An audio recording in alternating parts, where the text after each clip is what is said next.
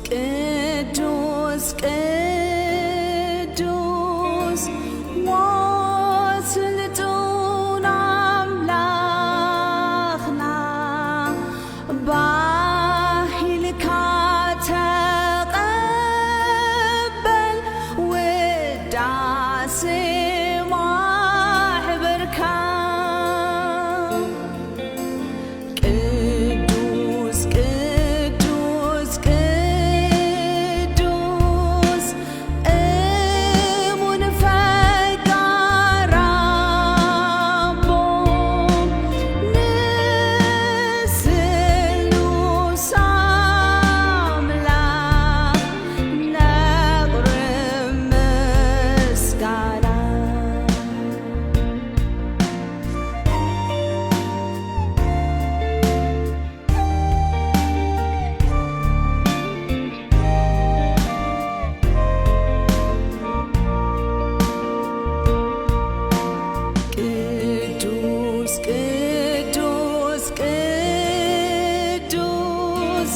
ጻድቃን ንምኽባሩ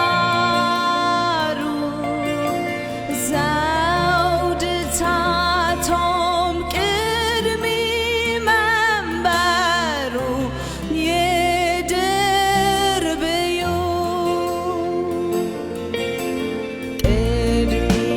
ስሉስ ቅዱስ አምላኽ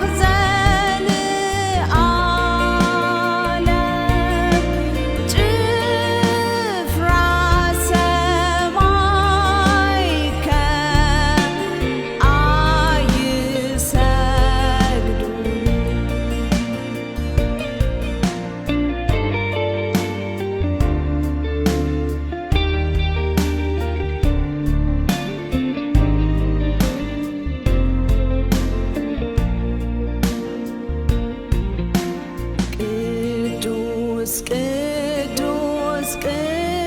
ቅዱስ በሊስካ ብኽብሪ ሓጥእ ዓይኒ ኣይርዮን ከቶ ንግርማኻ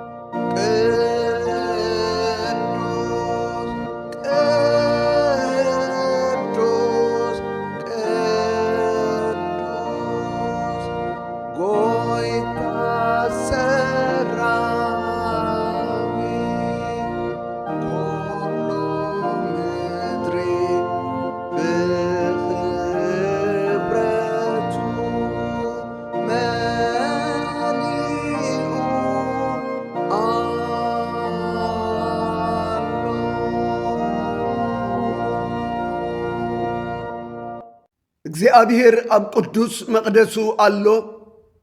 ዙፋኑ ኸዓ ኣብ ሰማይ እዩ ነቶም ትሑትን ድቑስን መንፈስ ዘለዎም ድማ ቀረብኦም እዩ ጓህእቶም ዝንስሑ ይሰምዕ ናብ ጸሎቶም ከዓ ጽን ይብል ስለዚ ኣሚንና ናብ ዙፋን ጸጉኡ ንቕረብ ኃጢአትናን ዕዳናን ድማ ከምዚልና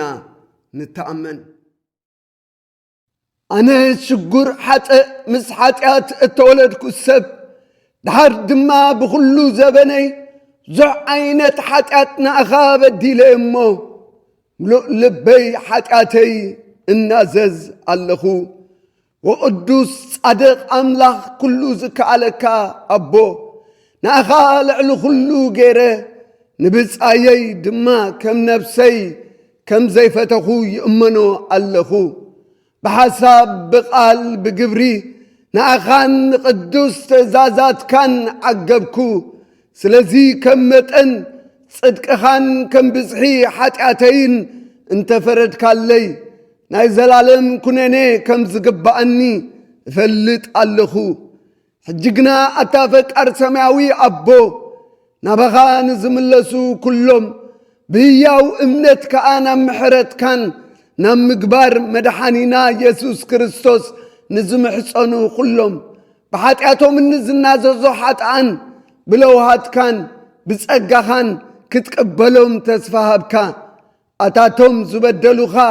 ኩሉ ይቕረ ትብለሎም ኃጢአቶም ድማ ከቶ ኣይትጽብጽበሎምን ኢኻ ኣነ ምግዱር ሓጥእ ከዓ እዙዩ እሙንቶይ ንምስጋና ቅዱስ ስምካን ክብረቱን ኢልካ ክድንግጸለይን ክትምሕረንን ኩሉ ኃጢአተይ ድማ ክትሓድገለይ ብተስፋኻ ኣሚነ እልምነካ ኣለኹ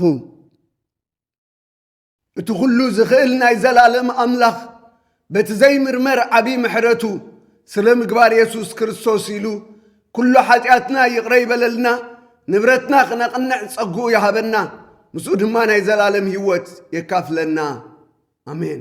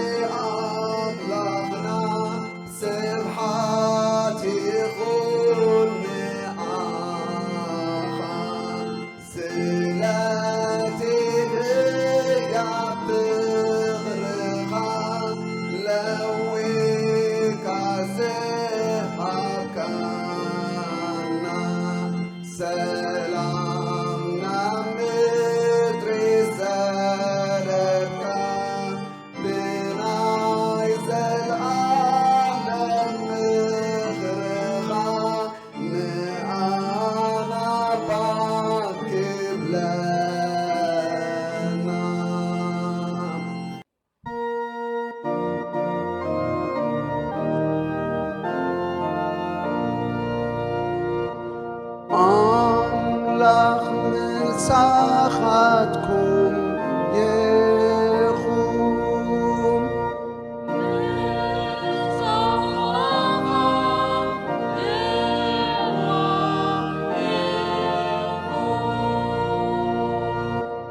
نصلي وكل اتخل سماوي أملاخنا بيسوس كريستوس قويتانا حق زلوا أمنة نمحرتك صنع تسفان نبلس أينا دما لقمزي بالله فقري كتبنا نلمنك اللونا لبخم نابك زي أبيهر العلو نايلومي كفل مصحف قدوس كا سمعو نايلومي كفل مصحف قدوسنا أب مزمور داويد سوسان حموشتن كاب حدا كسع شمونت إيو وأملاخ أب صيون بهدآت يمسقونخا مبسعون نأخا كفتسأم إيو أتاج أولوت سمع كل سجا نبخا كمتس إيو أبسا برتعني نسخان مجهاسنا يقرأ كتبل إيخا أبوتخا كحدر زحار خيو زقرب كيون سبتو إيو ببرخت بيتكا بقدوس مقدسكا كنت أجب إنا أتا أملاخ مدحنا نخل وسنات مدرن نرحق بحرتاتن معقوبي زخونكا سلطان تعاتيقكا بحيلخا نخران زصنعكا همام بحري همام معبلاتو وخعتا أهزابن اتهدئ بزفره نجر بصدقي كتملسلنا إيخا أب وسنات مدري زنبرو خاء بتأمرات كاي فرهو نمبراقن نمعرابن إلل تبلن زي قال እግዚአብሔር እዩ ሕጂ ሓቢርና እምነትና ከምዚልና ንተኣመን ንሕና ኩሉ ብዝኽእል እግዚአብሔር ኣቦ ፈጣር ሰማይን ምድርን ነኣምን ኣሎና ንሕና ብሓደ ወዱ ጎይታና ኢየሱስ ክርስቶስ ብመንፈስ ቅዱስ ተጠንሰ ካብ ማርያም ድንግል እተወልደ ብዘበን ጴንጦስ ጲላጦስ ሓሳረ መከራ ጸገበ التسقل زموت التقبر ناب شؤون زورده بسالسيتي معلتي كاموتا استنسأ ناب سماي زعرقه أبيمان تخلو زخل እግዚአብሔር أبود ما كوب زبله كابوخان ياوانن نموتاتن كفرد كم زملس نأمن اللنا نحنا بمنفس قدوس بحنت قدستيني هواريات بتخرستيان بحبرت قدوسان بحدقت حتيات بتنسأي موتات بهوز العالم نأمن اللنا آمين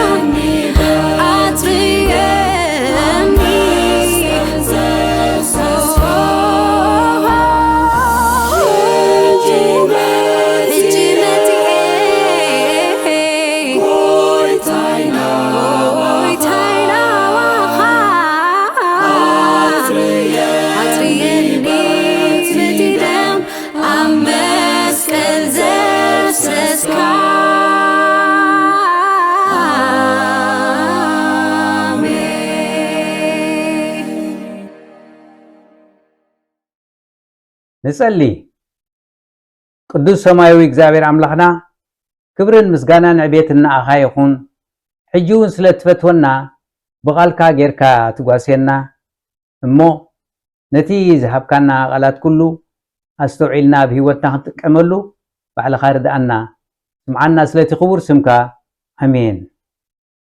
ናይሎ መዓልቲ ክፍሊ መልእኽትና ኣብ ወንጌል ማቴዎስ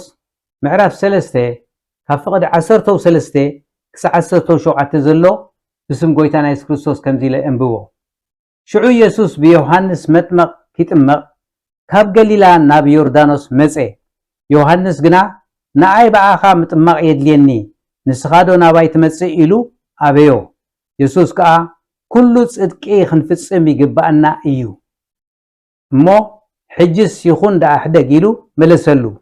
ድሕሪዚ ፈቐደሉ። ኢየሱስ ምስ ተጠምቀ ቡቡ ካብ ሰማይ ወፀ። ኖ ከዓ ሰማያት ተኸፍተ፣ መንፈስ ኣምላኽ ድማ ከም ርግቢ ወሪዱ ኣብ ርእሱ ክቕመጥ ረአየ። እንሆ ድማ ብኡ ዝሰመርኩ ፍትዊ ወደይ እዚ እዩ ዝብል ድምፂ ካብ ሰማይ መፀ። ኣቦና ንቓልካ ብመንፈስካ መሃረና ብስም ኢየሱስ ክርስቶስ ኣሜን። እዚ ናይ መዓልቲ ክፍልና ኣርእስቱ ጥምቀት ጎይታና ኢየሱስ ክርስቶስ እዩ። ጎይታና ኢየሱስ ክርስቶስ ብዮሐንስ መጥመቕ እዩ ተጠሚቑ። ዮሐንስ መጥመቕ ቅድሚ ጎይታና ኢየሱስ ክርስቶስ ዝኸይድ ዝነበረ መገዲ ዝፀርግ ዝነበረ ንጎይታና ኢየሱስ ክርስቶስ እዩ። ኣብዚ ግን ክንርኢ ከለና ግን ዮሐንስ መጥመቕ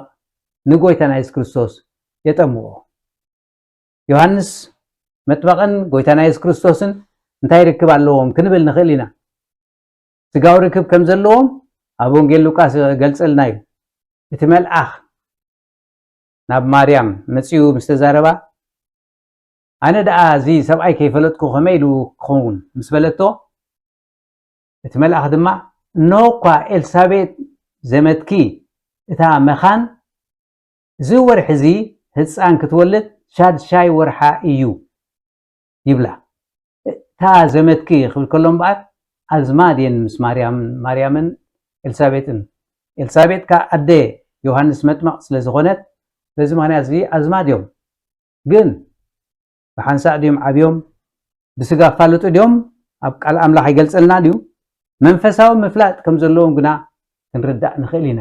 ስለምንታይ ኣብዚ ምልስ ኢልና እንተረኣና ኣብ ወንጌል ሉቃስ እንታይና ንርኢ ማርያም ሽዑ ንኤልሳቤጥ ክትበፅሓ ንይሁዳ ደየበት ናብ ቤት ዘካርያስ ከደት። ኣብኡ ሰላም ስበለታ ድማ ኤልሳቤጥ እንታይ ትብላ ካብ ኣንስቲ ብርኽቲ ኢኺ ፍሬ ከርስኺ ድማ ብሩኽ እዩ ሰላምታኺ ምስ ሰማዕኩ ኣብ ከርሰይ ዘሎ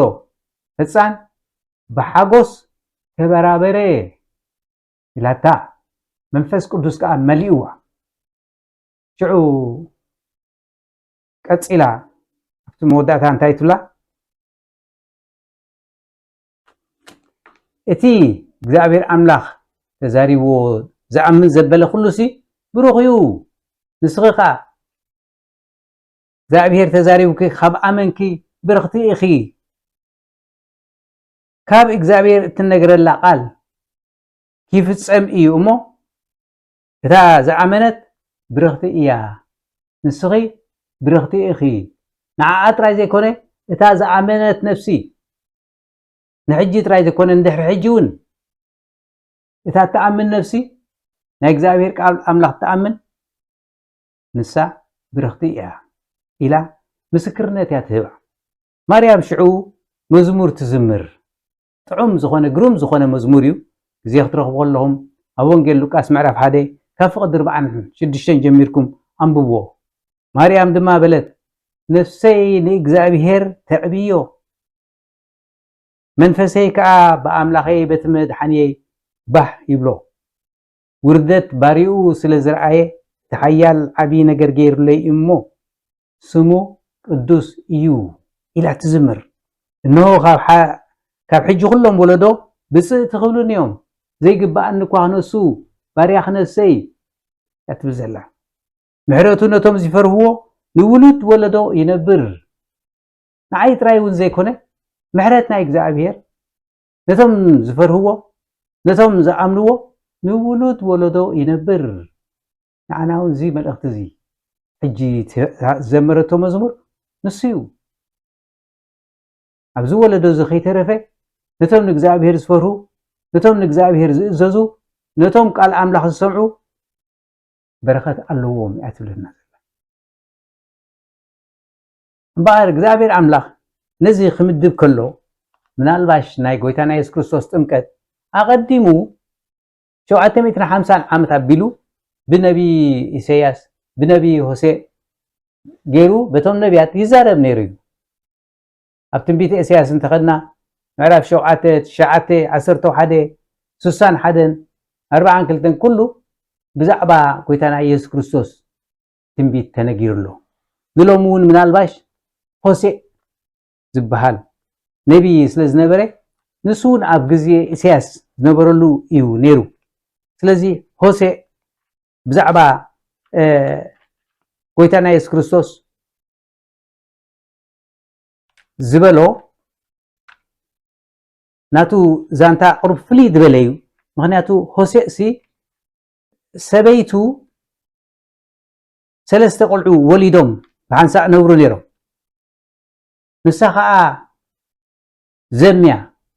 ምስ ዘመወትከ እግዚአብሔር ኣምላኽ ኣዚዝዎ ኪድ ኣምፃእያ ኢልዎ ሆሴዕ ከዓ ከይዱ እንደገና ተሻይጥዋ ኣበያ ከይዳ ነይራ ከመያ ኮይና እንታይ ኮይኑት ነገር ብዙሕ ኣይገልፅናን ግን ከምዚ ዘመወት ዘምያ ኢልካ ከይትሕደጋ ኣምፃእያ ምክንያቱ ኣብቲ ግዜቲ ህዝቢ እስራኤል ንእግዚአብሔር ጠሊሙ ኣብ ጣዖት ከምልኽ ስለ ዝጀመረ ዘምዩ ነይሩ ዘማዊ ህዝቢ ኮይኑ ነይሩ ኣምላኹ ሓዲጉ ዘይ ኣምላኹ ናብ ጣዖት የምልኽ ስለ ዝነበረ እዚ ዓብይ መልእኽቲ ነይርዎ ነቲ ነቢይ ከዓ ኪድ ኣምፃእያ ዘምያ ኢልካ ኣይትሕደጋ ልክዕ እግዚአብሔር ኣምላኽ ንህዝቢ እስራኤል ኣብ ካልኦት ጣዖት ከይዶም ዘምዮም ኢሉ ኣይቀበፆምን እንታይ ዳ ምሕረት ይገብረሎም ነይሩ እሞ እዚ ምስኡ ዝተተሓሓዘ ነይሩ ኣብ ሆሴዕ ምዕራፍ 11 እንተረኣና እንታይ ይብለና ብዛዕባ ጎይታና ኢየሱስ ክርስቶስ ሽዑ ከይተረፈ ኣብ ትንቢት ይንገር ነይሩ ንእስራኤል ሕፃን ከሎ ኣፍቀርክዎ ንወደይ ካብ ግብፂ ይፀዋዕክዎ እግዚአብሔር ኣምላኽ ንህዝቢ እስራኤል ካብ ግብፂ ካብ ባርነት ኣውፂዎም ንወደይ ከዓ ይብል ጎይታና ኢየሱስ ክርስቶስ እውን ንግብፂ ከይዱ ኣብ ግብፂ ኸ ብንእስነቱ ብሕፃን ከሎ እግዚአብሔር ኣምላኽ ከዓ ሳዲኡን ምስ ኣቦኡን ዮሴፍን ማርያምን ተሰዲዶም ነይሮም እግዚአብሔር ኣምላኽ ከዓ ፀውዕዎም ካብ ግብፅውን ኣውፂዎም ካብ ዓዲ ስደት መሊስዎም ንህዝቢ እስራኤልን ከምኡ ኣብዚ ከዓ ንክልቲኡ ዝሓዘ መልእኽቲ እዩ ንእስራኤል ሕፃን ከሎ ፍቀርክዎ ንወደይ ከዓ ካብ ግብፂ ፀውዐክዎ ብመጠን እቲ ዝፀውዐክዎ ካብ ገጾም ርሓቁ ንሳቶም ንጣዖት የምልኹ ነይሮም ኣውጊሆሞ ነይሮም እግዚአብሔር ኣምላኽ እንታይ እዩ ነይሩ ብዚ ግዜ እዚ ንኣብርሃም ዝኣተዎ ኪዳን ነይሩ ስለዚ ኣብ ግብፂ እኳ እንተኸዱ ኣብ ባርነት እኳ እንተነበሩ መወዳእቱ ብኡ ገይሮም ክጠፍኡ ይደለየን ኪዳኑ ኣይጠልምን እዩ መደቡ ኣይሓድግን እዩ ካብ ግብፂ ኣውፂእዎም ኣምፂእዎም ምስ መለሶም ከ እንደገና ኣብዚ ግዜ ናይ ሆሴዕ ዝነበረሉ ንጣዖት ከምልኹ ጀሚሮም ንእግዚአብሔር ዝማዓብዮሞ ነቢያት እኳ እንተሰደደሎ ንሰማይ ገጽኩም ጠምቱ እኳ እንተበሎ ምርኣይ ኣብዮም ምስቶም ንጣዖት ዘምልኹ ምስኣቶም የምልኹ ነይሮም ኣብ ግዜ ሆሴዕ ኣብ ግዜ ኢሳያስ ኣብዚ ግዜ እዚ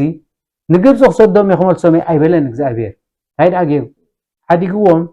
ኣሶራውያን መፅኦም ሽዑ ገዝእዎም እግዚአብሔር ግን ምንም እኳ እንተዓበይዎ ኣብ መወዳእታ ምሕረተኛ ስለ ዝኾነ ኣብዚ ምዕራፍ እዚ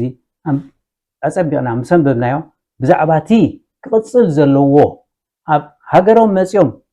ካብ ዘርኢ ዳዊት ካብ ይሁዳ ካብ ንግስነት ናይ ዳዊት በቲ መስርዕቲ ከም ዝቕፅል ኪዳን ኣትዩ ነይሩ እሞ ኪዳኑ ኣይገድፍን እዩ መደፉ ኣይገድፍን እዩ ንሳቶም እኳ እንተጠለዉ ንሱ ግን ኣይጠልምን እዩ ንሕና እኳ ተተጋገና ንሱ ይጋገን እዩ ንሕና እኳ ተረሳዕናዮ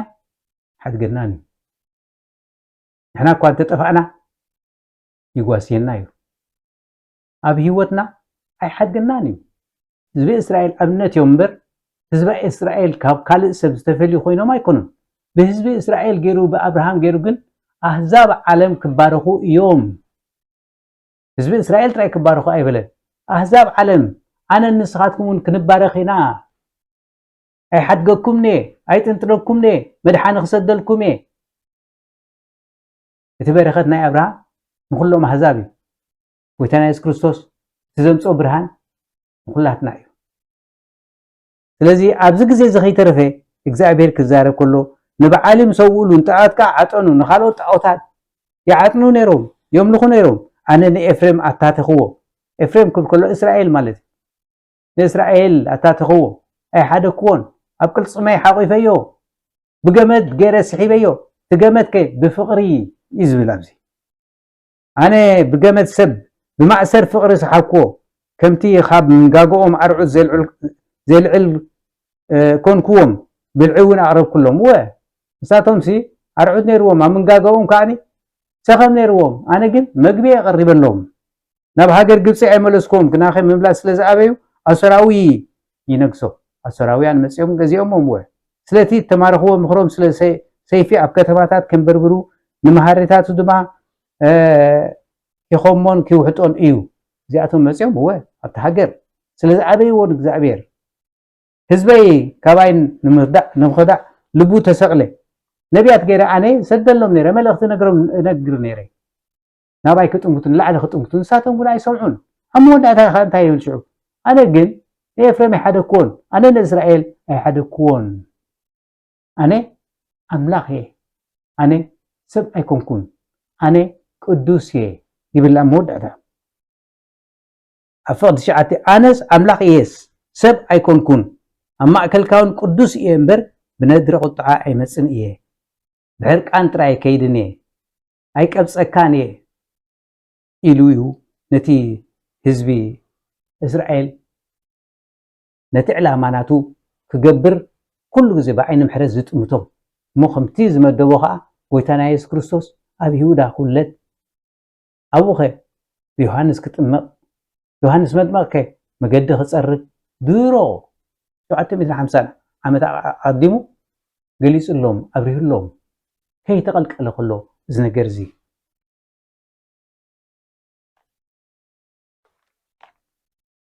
ባራ ወንጌል ማቴዎስ ቀፂሉ እንታይ ዝብለና ዮሃንስ ግና ብኣኻ ምጥማቕ የለኒ እንሆ ንስኻ ዶ ናባይ ትመፅእ ኢሉ ኣበዮ ሓቂ እዩ ምክንያቱ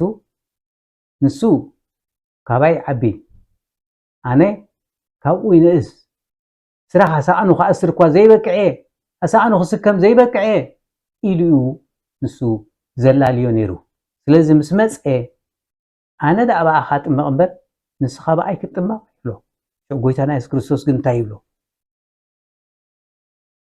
كل صدق خنفصم يقبأنا إيو أمو حجس يخون دا أحدق إلو ملسلو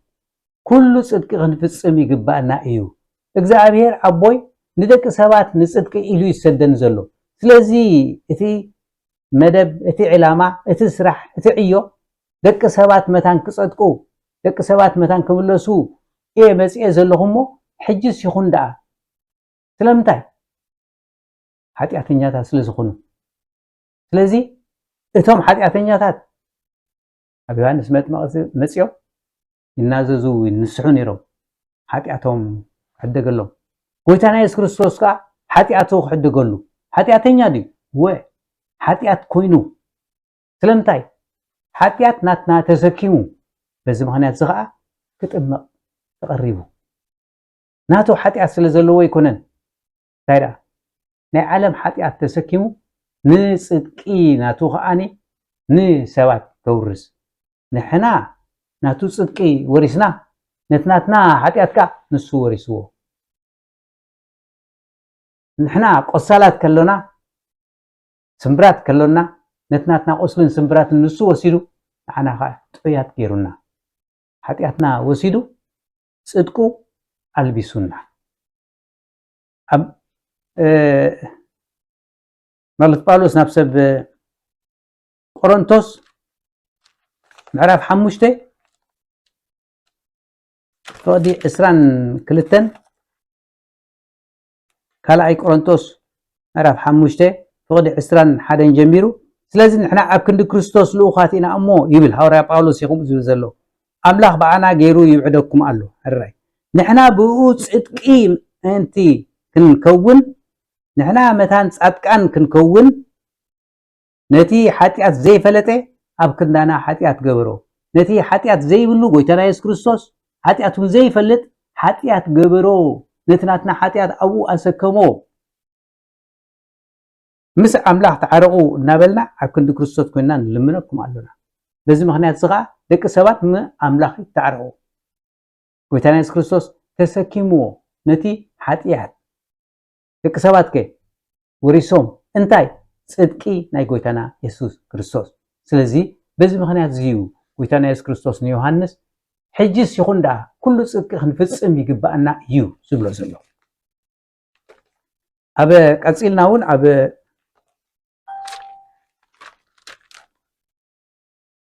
قداميتي ملختي بطرس معرف كلته فوق 24 تايبل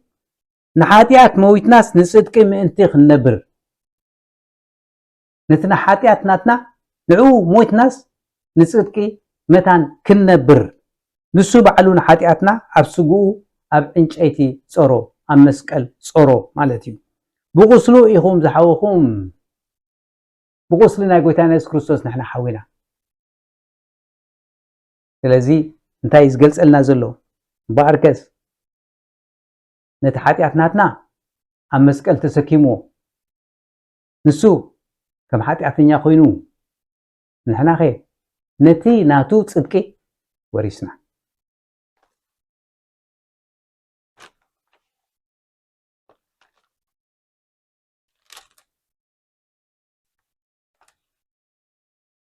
أبرومي معرف حموشته انتر أناون رومي معرف حموشته هذا عصرته شمونته كم تي حاتيات بتي قدامي عدام نجزاء بيه سلزيت عززة زمسة كمود ما صدقي بتي خلقي عدام يسوع كريستوس نبوء سلت عززة مسة يتنجر طيب لنا حموشته مثلا عصرته شمونته بعسي توم بزحات بتي زي مئزاز حدا سبعاي حاتقان كم زخونو كمو خا بمئزاز اتي حدا توم بزحات صدقان كيخونو ايو مو كمتي بحنت ابسانا بكل سب كننه زمصه كمو دما بحنت جبر صدقي اتي مزدا نيوت ناب كل سب مصه زنكي ادم حتيات كلاتنا وريسونا حتان كنا ብሳላ ክርስቶስ ካ ኩላትና እግዚአብሔር አምላኽ በዓይኒ ክርስቶስ ገይሩ ርኤና ጻድቃን ኮይና ነዚ ብእምነት ኢና ንቕበሎ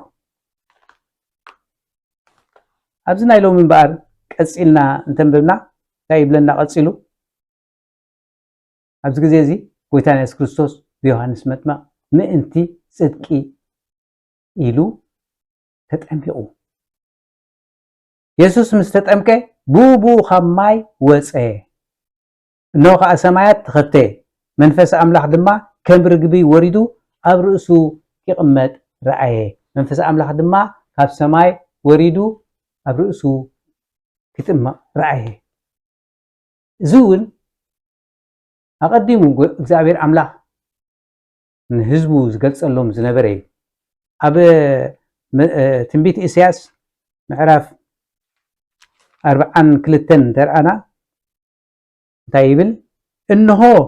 ዝድግፎ ባርያይ ሕሩየይ ነፍሰይ ብኡ ባህ ዝብላ እግዚአብሔር ከምኡ ዝብል ዘሎ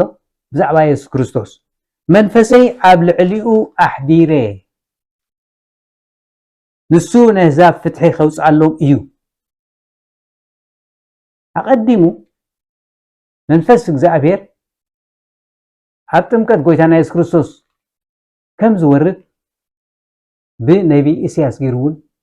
ኣብዚ እግዚአብሔር ኣምላኽ ይገልጸሎም ኣሎ ንሱ እንታይ ክገብር እዩ ዝመጽእ ነዛ ፍትሒ ከውፅኣሎም ብትሕትና ከዓ እዩ ኣይክጭድርን እዩ ዓውዓው ኣይክብልን እዩ ብትሕትና እዩ ክገብሮ ኩሉ ድምፁ ዓው ኣቢሉ ኣብ ኣደባባይ ኣይከስምዕን እዩ ብህድኣት እዩ ክገብሮ ራእዩን ብስምዑን ብዝብል ኣይኮነን ስጋ ለቢሱ ከም ሓደ ማንም ሰብ ኮይኑ እዩ ነዚ ክገብሮ ንብኡ ተኣዚዙ ጭፍሮ ሻምብቆ ኣይክሰብርን እዩ ኣብነት እዩ ዝህበና ዘሎ ሓፂን በትሪ ዕንጨይቲ ከሪር እዩ ሻምብቆ ግና ስቡር እዩ ሰባሪ ቀሊል ነገር እዩ ሻምብቆ ከዓ ክሰብሮ ድሮ ስቡር እዩ ንዕኡ ከይተረፈ ኣይሰብርን እዩ ንጥዋፍ ከይተረፈ ከተጥፍኡ ኢልካ ብንፋስ ጥራይ ከተጥፎ ነቲ ብርሃን ናይ ጥዋፍ ከይተረፈ ኣይጥፍኦን እዩ ተኻኺ ጥዋፍ ድማ ኣይከጥፍእን እዩ ፍትሒ ብሓቂ ከውፅእ እዩ ተሓቂ ግና ኩሉ ግዜ ክምህር እዩ ከውፅእ እዩ ክነግር እዩ ዝኣመነ ክድሕን ኢሉ ክነግር እዩ ብዛዕባ መንግስቲ ኣምላኽ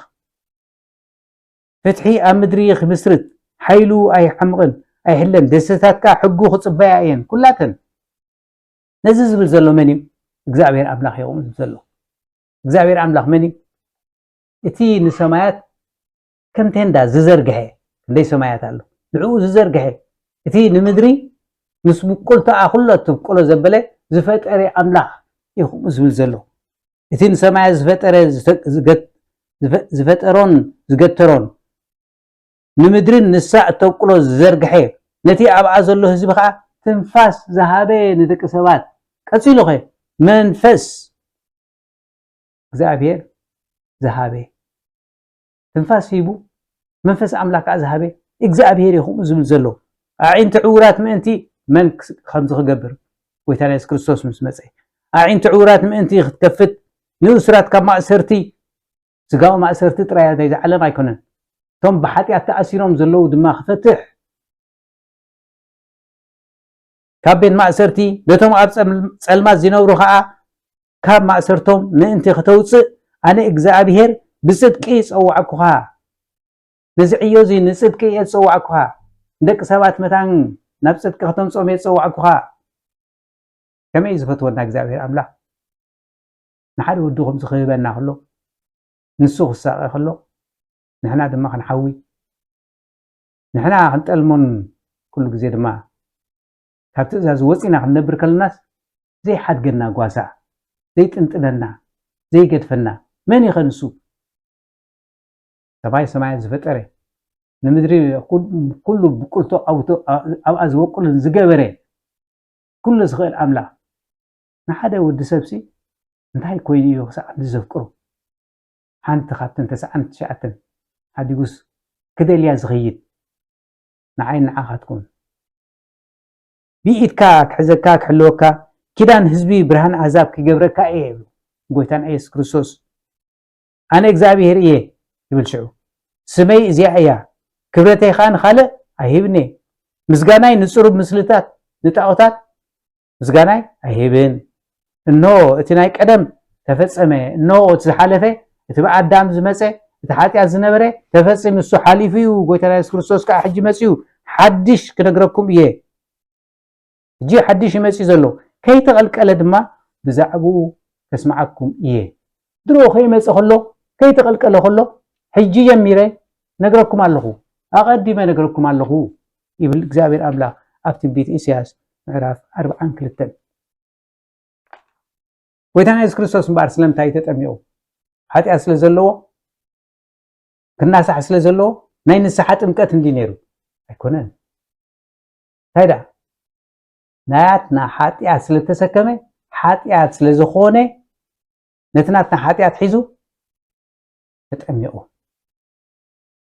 ነቶም ቅድሚኡ እንድሕሪኡን ዘለዉ ንሓንሳእን ዘለኣመል ለምን ፅድቂ መታን ከውርስ ንዓና ኣብነት ክኸውን ምሳና ኸይዱ ንሕና ኸ ሓጢኣተኛታት ክነስና ብናቱ ፅድቂ ፀዲቕና እግዚኣብሔር ንዓና እምበኣር ክርኤና ከሎ ብናትና ኣይኮነን ዝርኤና ምክንያቱ ኣባና ዘሎ ሓጢኣት ክረኣዩ ኣይኮነን ታዳ ብጎይታና ኢየሱስ ክርስቶስ ገይሩ ይርኤና ፅድቂ ናይ ጎይታና ኢየሱስ ክርስቶስ ንሕና ለቢስና ስለ ዘሎና ብጎይታና ኢየሱስ ክርስቶስ ገይሩ ዝርኤና ግን ተጠሚቑ ጎይታና ኢየሱስ ክርስቶስ ኣብኡ ጠጠው ኣይበለን ንስራሕ ተዋፊሩ ጀሚሩ ብመንፈስ ቅዱስ ተመሪሑ ተፈቲኑ ፈተና ምስ ወደኸ ስርሑ ጀሚሩ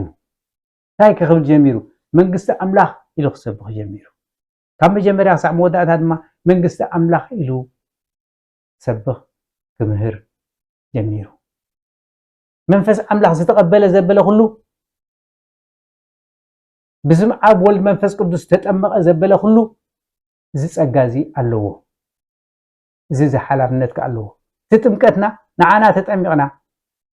እኹል እዩ ማለት ኣይኮነን ዝተጠመቕናሉ መንፈስ ኣምላኽ ተቐቢልና ኢና እግዚኣብሔር ኣምላኽ ኡፍ ኢሉ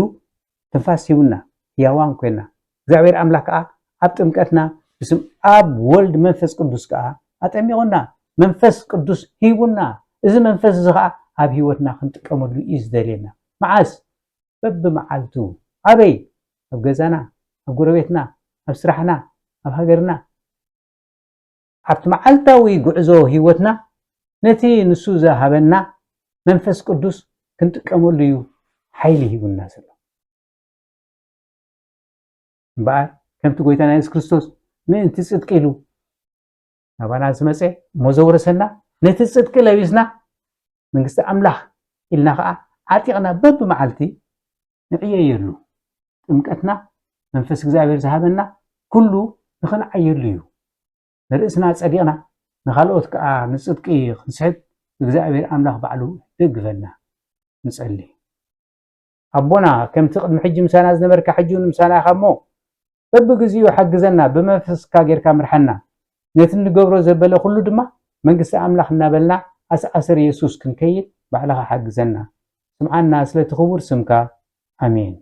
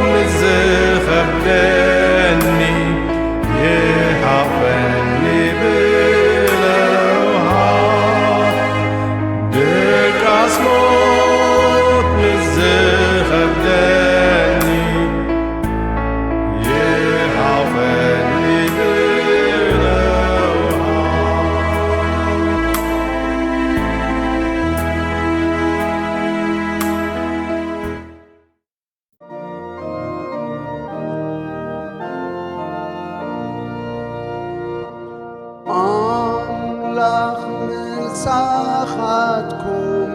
ይኹን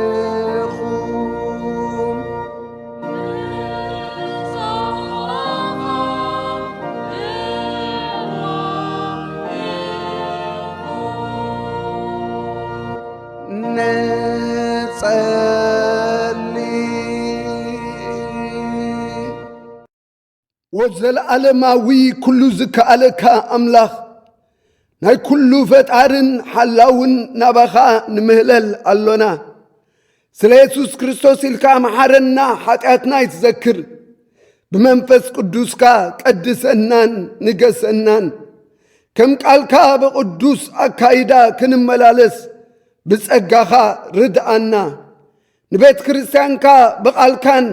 بقدوس مسترات كان أكبا أصنعيا حلوا نتم بسألماتن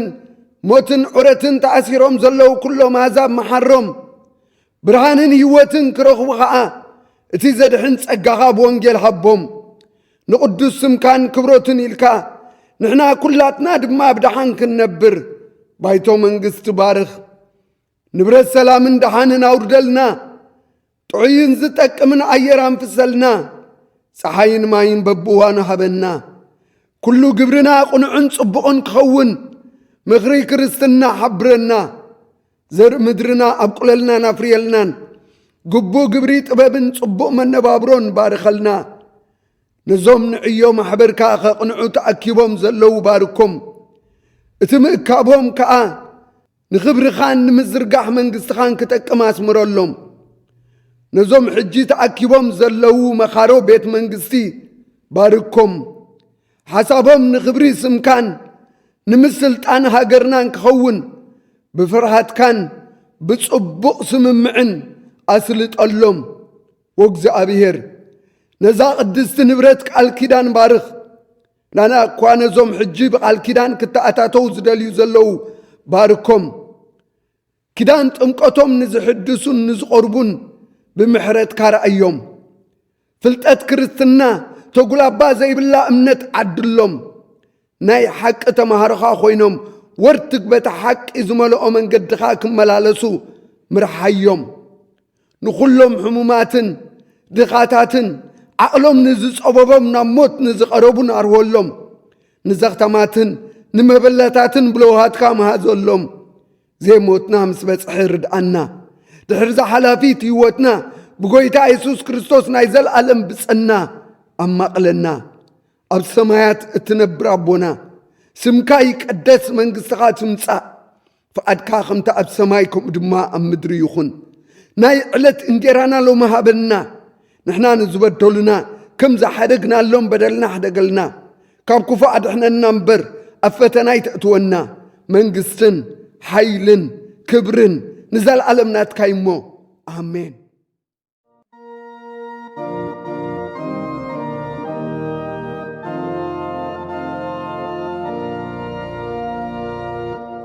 أملاخ أمسكنون أخبرون